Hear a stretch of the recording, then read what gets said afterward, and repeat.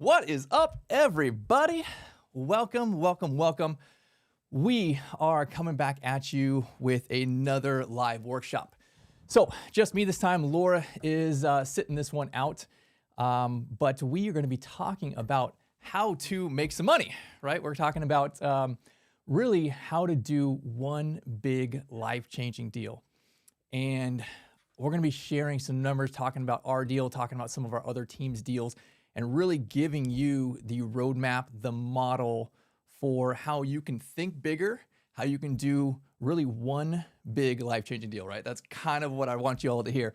I want the theme of today's talk to be, how do I expand my mind? How do I think bigger in this game? And there's a lot of different options and all sorts of things in, assisted living, in real estate. Man, Laura and myself have done so many different kinds of deals. And I can tell you right now that real estate is tough, man. There is not a lot of deal. There's so many people looking for stuff. Interest rates are super high. And where the play is a business, an active business that you can grow and scale and become passive in an active business that you can have a big amount of equity and exit on the backside and then roll that into some other kind of passive investment later. That's where the market's at right now. And so as myself, Laura and myself, we transition a lot of our investments, towards focusing on this model, towards focusing on assisted living and memory care and building mansions. We are all in on this. We are doing them ourselves. We are scaling with teams and partners across the country to build these guys. And so I wanted to give you the recipe for this, share some of the numbers on how we are looking our one deal, right, on Berry Springs. It's a multi-phase deal. We're looking to exit in maybe 8 or 10 years from now with $30 million in profit. That's not $30 million of income, of sales, that's of profit. And I want to break that down on how that looks. We have teams across the country doing something similar, copying and pasting the model. Some of them are building one mansion, some of them are building two up front, some of them will plan to build multiple later, build a neighborhood like we are. We're seeing valuations come back. 8 million, 13 million on some of these properties that people are building. And that's just starting out, right? Then you have the business and the economy of scale that goes along with that. So I'm going to be talking to y'all about that today, with really kind of stressing that the opportunity is now, right? I remember back in the day when all these things, everyone was flipping, there was a great opportunity there. That's done, right? People were trying to do the short-term rental game a few years ago, and that got real hot, and that's kind of struggling. Where is the money right now? Where is the opportunity? Where is the play? It's assisted living, and it is literally just starting, right? We are at least another 25 years into this, and I'll kind of talk about why. But what this is first and foremost a business opportunity, right? And I'm stressing that because the market, investing, it has ups and downs, but a solid business like this with the baby boomer generation coming in, this is first and foremost is a business opportunity. So that means lots of cash flow, and then backed by real estate. So secondary to that, you do own and build real estate, you have real property, and you have equity built in there. So you have a long-term play, you have the retirement play, you have the slow and steady wealth building play, in addition to the month-over-month cash flow play that's pretty strong. So here's kind of the high numbers on what it looks like, and we'll build through this over this talk today. But I guess before we get into it, I kind of jumped right away because I got a lot to say. But so feel free to hit in the comments. We will be answering questions along through the talk, but also at the end, there's time for questions. Make sure to be a subscriber to the channel if you want to ask questions. That's how you do it in there. And then, let's get rolling on this. So we talked about some of the high level numbers here. This opportunity, building one mansion, right? I'm talking about one and done kind of deal. It's about 500 grand a year. That's what cash flow looks like, right? 41,000 and change a month equals about 500 grand a year. That is a very safe, consistent, steady number that myself and a lot of our teams hit from one mansion. You do that, you build new construction, you have millions in equity. Pretty safe is about 2 million. Some teams you build multiple mansions, you get $5-6 million worth of equity. And I'm not going to fluff you and tell you like this is like some get rich quick kind of thing. This is hard, right? You're putting in the work for this. But I can tell you firsthand from experience that you can get to a place where you are very passive in an active business. Laura and myself, the last few years have been working, about 4 hours a week. She works a little bit more in the business than me, but I barely even go into the assisted livings now. I'm in charge of the real estate and building them and those kind of things. But after that, she handles the team, and we have a fantastic team that handles all the day-to-day stuff. So you can get to a place where instead of investing in multifamily and struggling to find some kind of deal because you want to be passive in that, you can start an active business, right? And work your way into a passive role in your active business that still has millions in equity, has crazy cash flow, and gives you that time freedom to spend with your family. So that's the recipe that we're going to be talking through over the next, 30, 40 minutes or so. So let's kind of talk through why now is the time. And man, if you have not done this, if you've not looked at the data and the statistics and all the different things on where we're at in the marketplace, there's a perfect time for this. So let's talk about the demand here. Baby boomers, right? Those are the people born after World War II, starting in 46 up to 64 is kind of that generation. There are 10,000 baby boomers a day turning 65. Okay, 65 is still young for assisted living. Average age in assisted living is about 82. The first wave of this baby boomer generation is now hitting that 82 mark, which means we are literally just at the very beginning over the next 25 years of people aging into this. And even though we're at the very, very beginning of this, the demand is still incredibly strong. We have built a massive wait list. We got our wait list up over 50 people. We now have 3 mansions that are open and running. And I mean, the tours that come in every single day, and they are not from, people at home. They are from the other big smelly facilities.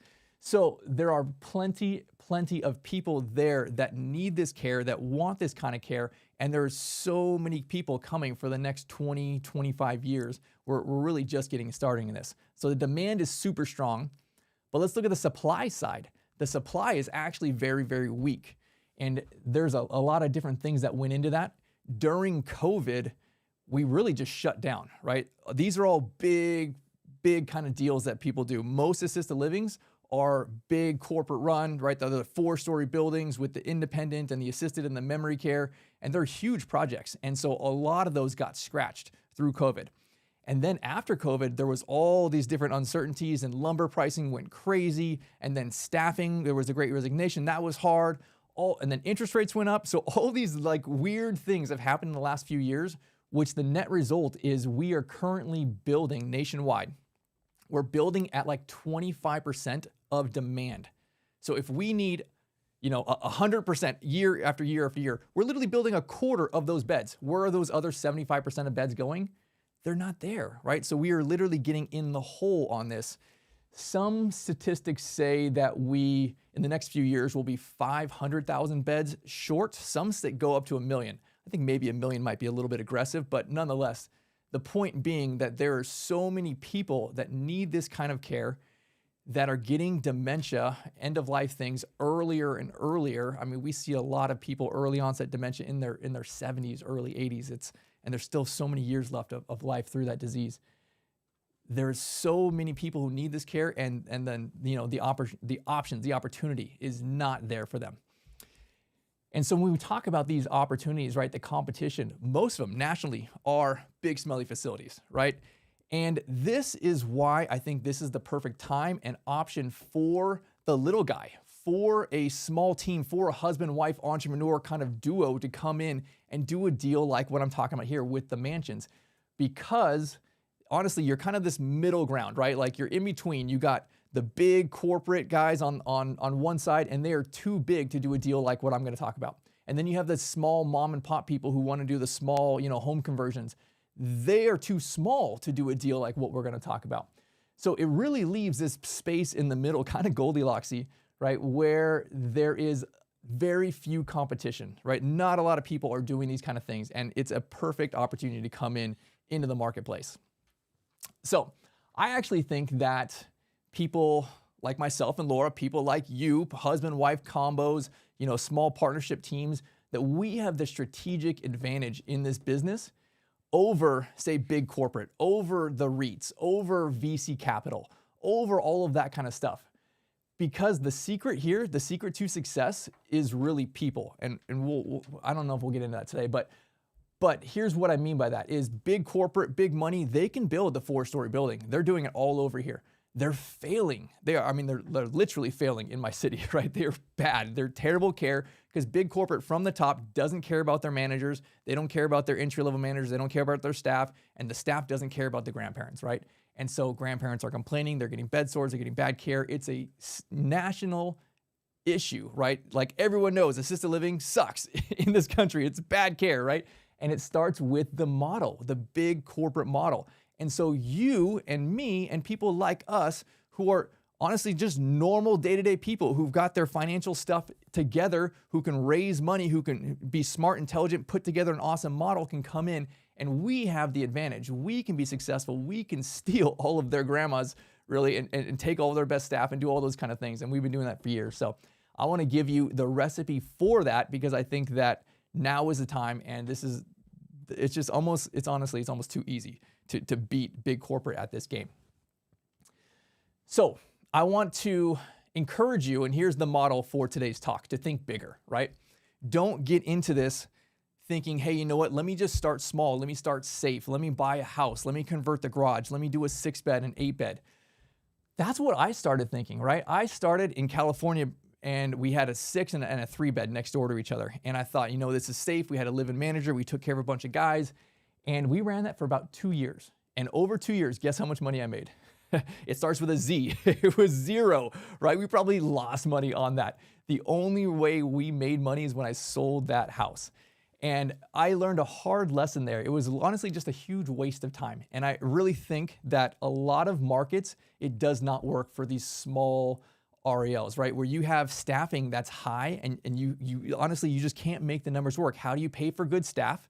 Because the staff is the backbone of this. How do you pay for good food? How do you pay for a manager? How do you pay for a chef?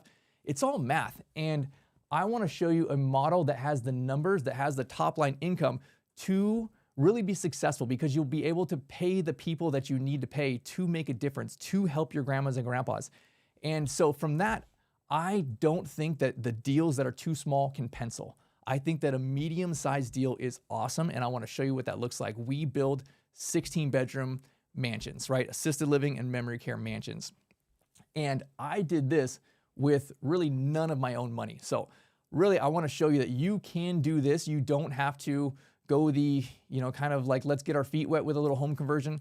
I have friends that do that. And honestly, they're like, hey man, I got to get to 7 of these in order to, be able to afford a great manager and pay myself a decent salary and have my spouse not work anymore. 7 deals, right? Like I want one big deal that's going to set me up for life. I'm going to sell it in a few years. I'm going to roll the equity into something else. And then I'm going to chill and take my time with my kids and travel and do all of that kind of stuff. So think bigger, right? Think one and done. And so I want to share with you, really, here's the recipe for this. Here's what we did is we build and we scale these assisted living mansions. So let me actually share screen. I want to show you what this looks like here. This is one of our mansions that, give me a sec here. We just finished a few months ago. We just opened, and we're going to switch there. And so we bought this piece of land, right? There's 2 buildings here. This is going to be 4 total. So we finished phase 1 and we'll roll into our building. Each of our mansions is 10,000 square feet. It's all 16 private rooms. Everyone has their own private bedroom, private bathroom. And you see here just like the grandeur you walk in, right? And just the floor to ceiling walls, window walls. This is our garden room. We decked the whole thing out with white oak. We have this, awesome plant wall. We go into one of our bedrooms here. They're good sized rooms. They're about 330 square feet.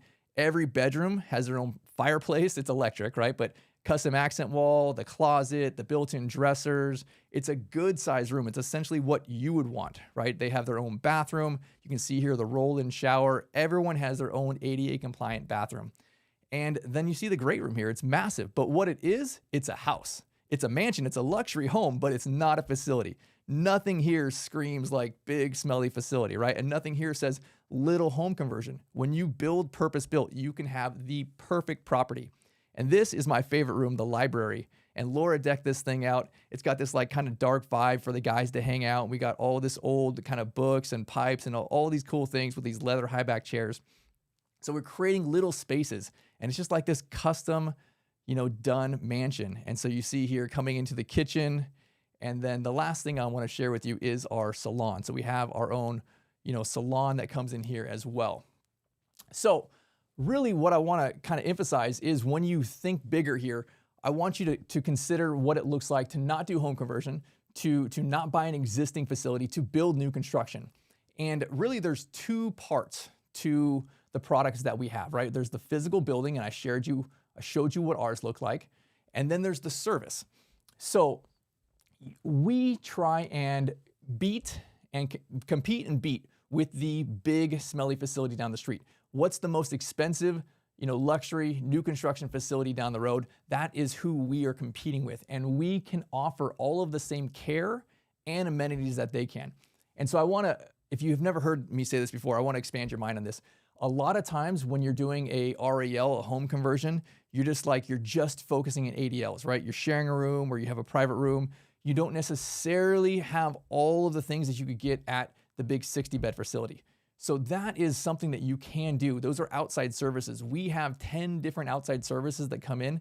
They are not on our payroll. They're not on our liability, but we essentially have memory care. That is our niche. We have a house doctor. We have the doctor's PA comes in every week, does rounds, meets with all the grandmas. We have the pharmacy that comes in and delivers all the medications. We have podiatrists, dentists, mobile x-ray, mobile vaccine, all sorts of different stuff. Everything that you could do at the big smelly facility, you can do in our mansion. And we use actually our salon for that, like its own little, doctor's office, so to speak. So consider this then. I can now offer all of the same care and amenities that I can get over here at the big smelly facility in a private room. They have their own private chef. They have their own nurse. They have home health, hospice, memory care, all of those kind of things in this mansion. It honestly makes it really, really easy to go and steal all the grandmas from the big smelly facilities nearby. And honestly, that's what we do. That's how this model works, is you go and you find who is building a luxury new construction product. And usually there's not a lot of 16s. Usually it's the big corporate. They're coming in and they're in the most expensive, cities in the country, and they come into your area and they build one, right? And probably has 150 beds of independent and 60 of assisted living and like 16 or 20 memory care. I want to price match that, right? Who is charging the private rooms in a luxury place for end-of-life care or memory care? And for me, in my city, it's about $8,000 to $10,000. Most places in the country, I don't really see it less than about $7,500 for end-of-life and memory care. It's expensive everywhere. And then some cities, it's $12,000, $14,000 a month. It gets really, really high. So consider that, right? Who is doing a great product and has end-of-life care or memory care? You can go and really steal those grandmas, right? And you can offer better care for the same price. And honestly, it makes the tours so easy. The grandmas will, the families will come in touring for mom, and our managers will do the tour. And it's like, hey, we can do everything that they can do over here. We're the same price, but instead of a nurse for 60, it's 16. Instead of a chef for 60, it's 16, right? Like there's way more intimate care. And with that model, you're able to keep staff for years. You can provide great care to your staff so they can provide great care to the grandmas. And it's just not possible with the big smelly facilities. So I want to share a little bit about what the numbers look like for building one of these mansions from really a cash flow perspective. So as I said, it's about $40,000, $50,000 a month is what myself and our teams should and can expect from building one of these mansions and running it. So $8,000 to $12,000 a month. We are at $8,500 right here in Central Texas. $8,500 a month. That brings us about $130,000 a month per mansion of top line revenue, right? So 8,500 times 16, it's about 130. Okay, you subtract a mortgage. To build one of the buildings you saw there, the mortgage is about $2,400 a month. And so you may have a loan of, $2.5, $3 million, somewhere in that range. All right, so you have mortgage of 24K, your staffing, that's about 45 grand a month. And this is what I really, really like about this model, is with that includes 2 full-time managers for each of my buildings. So one mansion has 2 full-time managers. You know what that means? That means that Laura is not getting the calls. That means that when someone calls in sick, there is a manager to cover a worst case scenario. And when that happens, then there's still another manager to handle all of the day-to-day kind of stuff. So there's layers of insulation there. And that's really what I love, because the numbers can't afford that. So 2 full-time managers, we do 2 caregivers on 24/7 awake. We have a chef full-time for each building as well. And then we talked about all the outside service people, right? All of those nurses and doctors and home health and dentists and all of those kind of things. None of those people are on my payroll. I'm not paying any of them. They're all run through either state funded, because it's like hospice, or they're running through the insurance. Maybe, I guess the exception is the salon, right? The barber, the family usually pays them directly. But what this means is I can now have all of this care done in my building. I'm not doing the medical part of this, because I'm not a medical facility. I'm actually a non-medical facility that is just facilitating these medical people coming in. So it makes the risk very, very low and the profit very, very high. All right, so staffing was about 45 grand. My operating expenses on a monthly are about 18,000. So that's, again, my food, my utilities, my various types of insurance, all the supplies, all of that kind of stuff, roughly about 18 grand. So you subtract, right, all those things. 130 minus 24 minus 45 minus 18 puts you about 43 grand a month. And so that is over 500 grand a year. That is for you and your investor to carve up. Most of the time, our teams are getting the lion's share of that, right? You're making amazing, amazing money, at least $300,000 a year to do one of these mansions. And you have all of that staffing included there, which means you're not honestly working a ton after the first year. So the profit can be very, very strong from this model. Again, my whole message to you, right? Think bigger, right? Where do we do a deal like this? How do you make 500 grand a year, have a couple $1 million in equity? And here's the most important part. How do you get time freedom? Laura and myself, we started in 2019. We opened during COVID in 2020 on our first mansion. And by 2021, we were pretty stabilized and we were relatively very passive in an active business, right? And the quicker you can dial in your systems and train your team and build great people, then the faster you can pull yourself out. So it was probably 12 to 18 months for us until we were really able to come out of the day-to-day work, about 4 hours a week. I think I work a little less than that at Platinum. Laura works a little more than that. But it really gets me what my real goal is, my family time, right? My girls are like just hitting teenage years. We got all sorts of games and camp and vacations and all the fun stuff, right? Like, I want to be there for that. When I was a kid, I didn't have that, right? We had a babysitter and my parents would show up at get home at 6:30, make dinner, and then they were off going to bed and stuff, doing the whole thing. And it's like, man, I wanted that family time. So we did that for years, right? And then honestly, we got bored. And it was like, okay, well, I'm an entrepreneur. I'm a businessman. I need to do something. And it's like, all right, what do? I need to think bigger, right? That's the message here. I need to think bigger. And so what we did, in 2019, we built one mansion. Then I'm like, okay, how do I scale this? I need to build my own neighborhood of mansions, right? And so I showed you what that tour looked like. We bought that 8 acres and we built a neighborhood of mansions. And so this is something that I thought was really important to me. It's not necessarily like a money-driven kind of thing. I don't spend a lot of money. It's not really my thing. I just wanted to build something big. I wanted to put my name on something that I can be proud of. I wanted to make a difference. And literally, when you're in this industry and you see the grandmas and the grandpas and the care you give and the families coming, literally almost like crying in tears with gratitude, it is something really special. And you can make an awesome difference. So that's really what I wanted. How do I do more? How do I show my kids that I'm a great businessman, but I'm making a difference in my community? I'm helping people, right? And so it's like, all right, let's get after this. Let's do the next big deal here. So I wanted to share a little bit with you on some of the numbers of that project that I shared with you. So you saw in the video earlier, we bought this land. It was about 8 acres, and we're building 4 mansions there. So 2 of them are complete, right? We're building in 2 phases. So 2 mansions are done. That phase 1, that total cost was about $8.4 million. And of that, I raised $1.4 million in investor funds. So literally, Laura and myself put in $0 on this, right? I'm going to show you how we're going to net profit $30 million, but I put in $0 on this. And so we have a loan of about $7 million with an SBA bank. And of that, it was about $2 million a piece to build the actual building, right? The actual mansion. Just the building from the foundation up, about $2 million. And then all of the road and utilities and site work, it was a big, big project.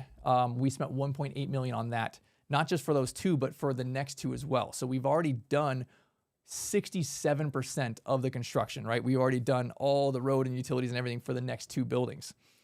So with that in mind, this is kind of how I break this out, this kind of deal. There's two components to it, right? You have the equity play. We have a loan of $7 million. We have an appraisal on this property right now at just phase one. So two mansions of $12.2 million, right? 12.2, that gives us like really day one, $5 million worth of equity.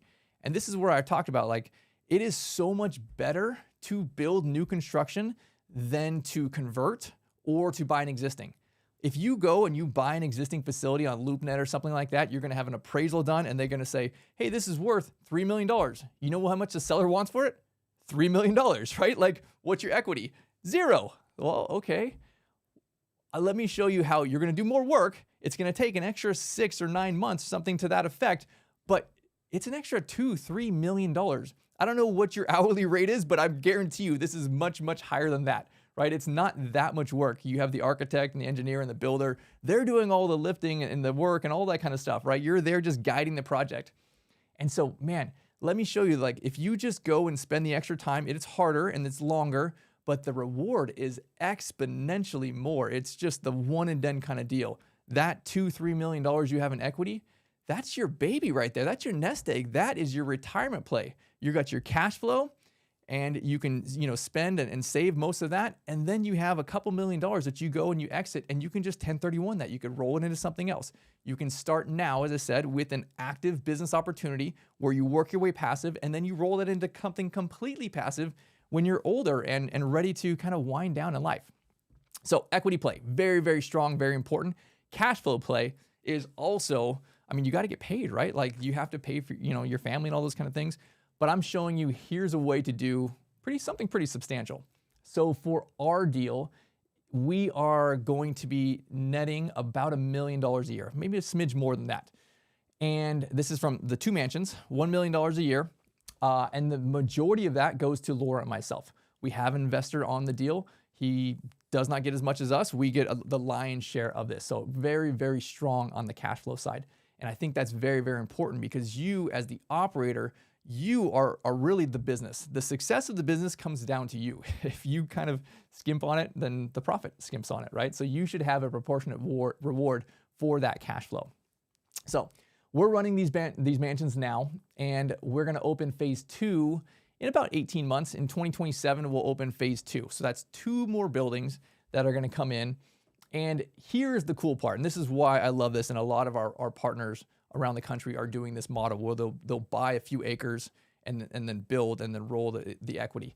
So we, as I said, have at least $5 million in equity now. Wait another 2 years, it's going to be more than that. And we therefore do not need to come up with any additional funds in order to build the next 2 mansions. I don't need more investor capital. I don't need anything. I am going to go to a new bank and I'm going to say, hey, you know what? Here's the value of it. I have $5 million in equity. They're going to say, that's amazing, Brett. Cool. We will refinance. We'll pull some of that equity out to fund the next phase of this. So the next phase for us is just 2 more mansions, no more site work, no more roads, no more drivers, any of that. That's all done. So we'll need probably 10% down, right? They'll fund an extra $450,000 out of our equity. And now, again, no more cash out of pocket, no more investor, no more giving away any equity. And I can now build my 3rd and 4th mansion on this land and really finish this project out. So that's what I love, because you can build equity and you can go new construction and then you can roll it into phase 2 and then you can roll it into phase 3 and you can roll it into phase 4 and you can just keep doing a bigger and bigger deal until you go and sell. So the cash flow of this neighborhood, when we have all 4 of these buildings open, will be about $2.2 million. So it's actually going to be stronger because we've already covered most of the cost on phase 1. So it's smaller debt on phase 2 relative to phase 1. So $2.2 million, again, Laura and myself will take the lion's share of that. And then we'll probably run that for about another 5 years after that and then look to sell. And I think that everything is built to sell, right? And at some point we'll look to that. So it's probably an 8-year total deal for us. What it looks like for the exit numbers, this is where I said, hey, we're going to walk with over $30 million. And here's how that breaks down. By the time we go to sell with 4 mansions on this property, we are looking at a safe sale price of $30 million. And I know that because not only do we have our appraisal, but we have a bunch of other teams' appraisals at $7.5, $8 million around the country for building this mansion. And so the numbers are very, very strong, and they're there in multiple areas. So we're looking at a sale price of about $30 million. We'll have about $11 million in debt. So subtract that, we'll walk away with a wire for $19 million and split that with my partner and myself. Laura and myself will have those 8 years of cash flow. And that's over $12 million of cash flow. So with the real estate and the $12 million of cash flow, we will be over $30 million. And if that sounds like a lot to you, like, man, that sounds like a lot to me too. I didn't really get in this to make all this kind of money. I just wanted to do something cool and fun and like have a great challenge. And it was like, wow, this just kind of blew up and became a lot bigger than I thought it was. So that's kind of why I'm here, to show you like, wow, these numbers are very cool and they're very exciting, and you can do awesome things and you can make a difference, and you really can create a legacy play, right? Whether you're building just one mansion or whether you're building in multiple here, doing 4, it's still a couple $1 million at least that you're gonna walk away with at the backside of this. And then you roll that into something else. So I kind of want to just tie this all together here, right? And say like, I think that right now in the marketplace, a business opportunity is the strongest place. You shouldn't be looking at multifamily syndications. You shouldn't be looking at short-term rentals or even single-family rentals. God, those don't cash flow at all, right? If you get into assisted living, and specifically the mansion niche of this, whew, man, it's very, very strong. So you can do the hustle now. You can work your way into a more passive play, and then you sell and you 1031 and you roll it into something where, again, you can just have very passive cash flow, that kind of stuff. So it's not just me, right? Like I've mentioned a few times our partners, and I'll kind of talk about what that looks like.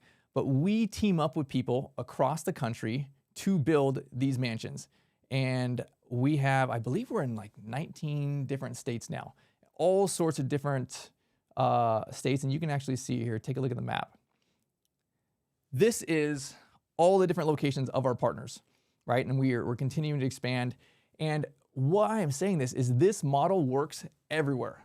I literally look at every single piece of land that our teams look at. And I can tell you, and I look at all the numbers, and we talk through all the different banks, that you can do this. You can do this in every single state. And that's why I'm kind of up here just saying, hey, you know what? Let me show you a better model. Let me encourage you to think bigger on these things, because there is a path here that's awesome, right? So think bigger than residential assisted living. Don't start out safe, right? A safe deal is not a good deal. Just do a good deal and not a bad deal that you think is safe. So here's what it looks like. If you're wanting to get into this, and I said this again, that you can do this in every single state. And here's where the mental barrier comes in sometimes for people. They think, oh, well, you know what? You're in such and such state. You can do that there. You can't do it here. Actually, yes, you can. Let's break this down. Let's look at zoning. That's the first thing to consider. People get stuck in this, I'm doing a residential assisted living, so I should be in residential zoning. I'm gonna buy a house that's zoned residential. Most cities are gonna say, hey, you know what? Cool, you can do that, but you have to stop at 6 or 8 or sometimes 10, right? You can't do what we're doing here. That does not mean you can't do it in that city, right? There's Brookdales in all the different cities, right? There's big smelly facilities everywhere. They're just not in residential zoning, right? If you can do a 60 bed, then you can do a 16 bed. Find the right zoning for that. Is that commercial? Is it multifamily? Is it mixed use? Is it R4? It's literally different city by city by city. But I've looked at hundreds of cities, and you can do it in every single one. Sometimes there's a great way to go, and sometimes you have to jump through some hoops for special use permits. It does not matter that it costs an extra $200,000 or $300,000 or $400,000 for the land. It doesn't matter. You're going to amortize that over 25 years. It's going to be a payment difference of $1,000 a month, and your income is going to be, like 50 grand more versus 100, $1,000. It's like just the math doesn't justify that. You can do the zoning everywhere. The other thing is the licensure. These two things kind of go hand in hand. You'll say, oh, you know what? No, I can't do more than 6. My zoning in my state says that.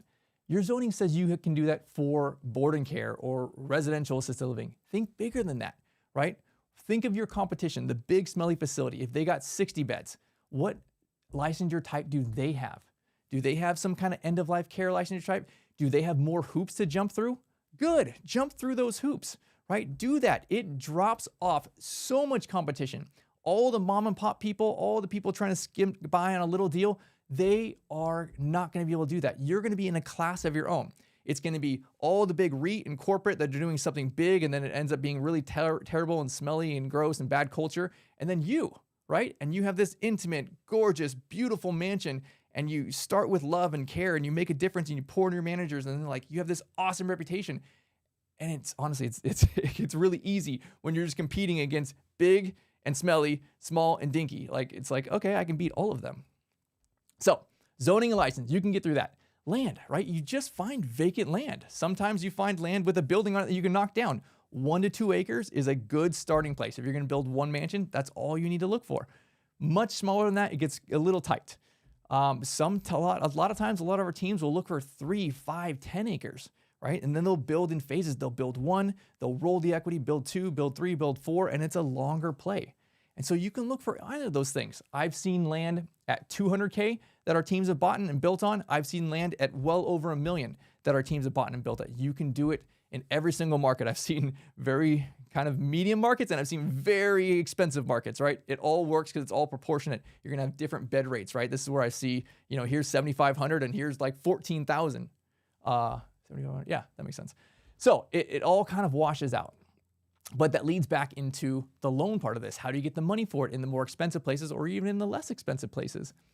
And so we talked a little bit about what these numbers and the loan, all those kind of things look like. I really like SBA for this kind of deal.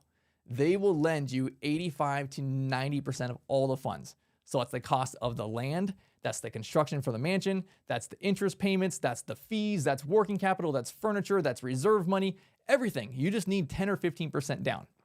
And so really, it goes back to most loans of our teams are doing are probably 2.5 to 3 million if they're going to build one of these mansions. And then so who can get a loan for 2.5 to 3 million? Honestly, a lot of people can, right? Because this is a business loan. This is not like, hey, look at my debt to income ratio when you're looking at a house. You don't have to have millions of dollars in the bank to do this. You have to have experience, right? What kind of experience do you have? You may not have to have assisted living experience, but business experience, maybe medical or nurse experience. You may have to bring on an experienced partner, right? Like our team, we're an experienced partner. We'll come onto people's deals and provide the experience for the bank. You may need a money partner. They're going to come onto the deal. They're not going to make any decisions in the day-to-day business, but they're going to provide the capital for the equity. So you can do this. It goes back to what's your team. I've seen pretty much everybody, right? I've seen even young people in their 20s. They had to have their partner or dad co-sign, but you still were able to get the deal done. So the bank is actually an awesome way to go if you're looking at SBA. Investors, a lot of our teams are raising $300,000, $400,000, $500,000 if you're looking to build one mansion. That's not very hard to do. Most times it's friends and family. We're not talking about syndications and all that kind of paperwork. We're talking about joint venture. I'm going to talk to my friends and family, my inner circle, one person removed from that, and say, here's what I'm doing. You only need 2-3 people come in with 100, 200 grand and you got your money. And most of the times we're seeing teams, you're trading the investment for equity of about 10 to 19%, depending on what their numbers are looking like. That still leaves a very big share of the deal for the operator there. So that's what this recipe looks like. I want to, again, encourage everyone to think bigger, to do a deal like this. And if you are interested in this and you're like, hey, how do I learn more about this? We have a bunch of free resources, right? This is why we come on here and do these talks every single month. There are free courses on our website. There are 3 of them, no BS, pretty hardcore in-depth stuff, assistedlivingmansion.com, and hit the free resources tab. Check that out there. You can also book a call with our team, 15 minutes, and learn more about what it looks like to build a mansion, to actually build our exact mansion. We come on with people and we partner with you. We have a small piece of the deal. You build our exact mansion. We get introduced to our preferred lenders that help you fund the deal, and you walk in a really plug and play business model, kind of a done for you, done with you model through the whole process, from construction to licensure to operations, the whole thing. So, man, I think that is kind of me wrapping this thing up. I know that was a lot, so I appreciate y'all hanging on with me here. But thank you guys for listening. I wanted to kick this off if there was any questions or if there's any announcements we want to hit. Hello, everybody. Laura Chotkevys here. I totally was here behind the scenes answering questions, but we do have a few questions in the chat. So if you still have lingering questions, make sure you drop them there. We're going to try to get to all those. So Brett, I'll read a couple for you. This is from Shelly. She asked, for investors used to traditional real estate, how do you help them feel confident in this model and understand what makes assisted living mansions such a special opportunity? So, read that question again for me, please. For investors used to traditional real estate, how do you help them feel confident in this model and understand what makes assisted living mansions such a special opportunity? Gotcha. Okay, good question. I think the biggest thing to consider is the difference between traditional real estate. Most investors are investing in something passive, right? It's a rental property, it's an apartment building, it's a syndication, it's something where there's not an active component. The real big difference to what we do is we are first and foremost running an active business. The profit comes not by this property manager keeping the beds full. It's by you, right? Running a team, taking care of grandmas and filling these beds. And so I think the key distinction and difference there is that you as the owner, as the operator, have the lion's share of the cash flow. But with that being said, the numbers are still so strong on this that you will blow out the IRR on pretty much all the other deals. If they're looking at, syndications and apartments and all those kind of things, even if they have, a smaller 15% percentage or something like this, man, their cash on cash return is aggressive. And the other big component to this is because we're building new construction, when they get to split, say 15% of $3 million on the backside, that's a big chunk of change. It blows out a lot of these other investments. So I think those are two really important considerations. Next question. Could you share a success story or case study of a mansion that's already thriving? Yeah, so let's see. We started this about 3 years ago and honestly started very small. We worked with I think 3 teams the first year. And so those teams, they were just at our event, and I think, without saying names, but she's been 2 years of operating. She's got 2 managers in there, same system that we do, very passive in her business, and makes amazing money. She has already expanded, bought more land in order to build into phase 2. And so I do want to stress that it does take, I see maybe 9 to 12 months of that kind of stabilization period on the operations side. The operations is definitely the hardest part. It's all people, right? How do you manage people 24/7? And it can be a lot of actual owner personal growing in the management side to be able to be a leader and grow the team and lead the team. But yeah, we see a lot of success usually by year 2. The numbers are always there because the mansion itself is awesome and beautiful, and so therefore it's easy to make sales. The hardest part is stabilizing the team and building that culture. All right, 2 more questions. What lessons did you learn from early developments that shaped how you build them now? Well, we just finished building these mansions a few months ago, and we tell our teams, here's a couple things that we would change, right? There's probably 2 or 3 things that we will not do again on our next versions that we tell our teams. But there was probably, a dozen things or maybe 20 things actually through the construction process that Chris and I were there, boots on the ground. We're like, nope, we're making this change and that change. And there's so many little practical things on the physical building that you just don't see it when you're looking at paper, right? You actually have to see it inside and you're like, oh, well, that's not going to work, or we need to change this or that. So I think on the construction side, there is a lot of different things that it's almost like experience based. How do I stand in this room and then actually run a shift in here and see how are my caregivers doing this and how is the flow and where should the laundry room be and all those kind of things that it's like, okay, you kind of just got to try it. And then like, okay, we screwed up this. Now let me change it. And that was really our model. We did our first mansion in 2019. That was a home conversion. And honestly, if you look at the virtual tour of it, it's very, very similar in feel to the Berry Springs mansions. The Berry Springs ones are bigger and more elaborate, but we honestly took the success from that and then copied that and then changed the things that didn't work and made them work. All right, last question. If I want to learn more about strategic partnership, what are my next steps? So I would hit the website, assistedlivingmansion.com, hit the book a call. You can meet with our team and really just learn, is this the right fit for you? And we're very open and honest with you. Like, here's what it looks like. Here's your city, your state. What does the market look like? Here's you from a financial position, an experience position. We'll encourage you and say, if you're not ready, here's the resources, right? Go get these things done. But if you are looking good and you have all those things, then we can talk about it and say, hey, you know what? Here's what it looks like. Here's what we offer, and here's how we do this. And is this kind of a win-win and a good fit? So there's actually a link to book the free 15-minute call in the chat. So if you guys head over to the chat, you'll see that there. You click on that, and you can book your call there. Also, as announcements. Sorry. If you are not following us on social media, please be sure to go check us out on Instagram and Facebook at Assist Living Mansion. Also, if you're not already a follower of Brett, check out his YouTube, Brett Chotkevys. We have all of these great webinars. We have a lot of really in-depth videos on there as well for you to check out. Also, check out Assist Living Investing, which is a podcast on your favorite podcast app. And then Brett and I also have a podcast called The Donkey and the Bee. We talk about marriage, entrepreneurship, and finances. So if you're bored in the car, check that out too. We have some pretty fun conversations on there. And with that, any other announcements you got? That's it. Well, hey guys, thank you for being with us.